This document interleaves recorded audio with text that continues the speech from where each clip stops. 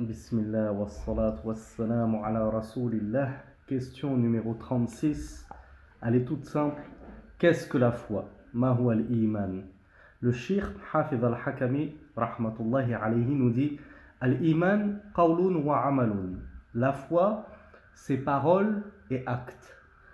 Qawlul qalbi wal lisan, c'est la parole du cœur et de la langue, et la parole du cœur, c'est justement la croyance. Donc on en comprend qu'en réalité, la foi, c'est effectivement croyance, parole et acte, une croyance du cœur, une parole de la langue, wa amalul qalbi wal lisan wal jawarih, et des actes du cœur, comme par exemple la crainte en Allah, l'espoir en Allah, placer toute sa confiance en Allah, des actes de la langue comme le dhikr, le fait de dire Subhanallah, Allahu Akbar, La ilaha illallah, et les actes des membres comme la prière, comme le pèlerinage.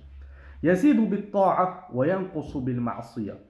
C'est-à-dire que la foi augmente avec l'obéissance que je fais à Allah, et elle diminue avec la désobéissance. Donc lorsque j'ai des baisses de foi, quel est le problème numéro 1 sur lequel je dois me concentrer? Sur mon obéissance et ma désobéissance envers Allah. Est-ce que j'obéis plus à Allah que je lui désobéis, ou bien je désobéis plus à Allah que je lui obéis?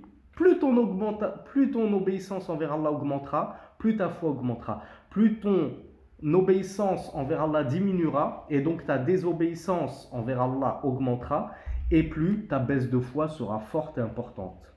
Yufadalu ahluhu fihi. Et c'est pour ça que le cheikh conclut en disant, et les gens sont à différents niveaux dans la foi. On n'a pas tous la même foi. La foi du messager d'Allah n'était pas telle la foi de son compagnon intime Abu Bakr as-Siddiq, et la foi de Abu Bakr as-Siddiq n'est pas comme notre foi à nous les musulmans. Et entre nous les musulmans, la foi du plus pieux d'entre nous n'est pas telle que la foi du moins pieux d'entre nous. Et ça, on le verra dans les cours prochains, Inch'Allah.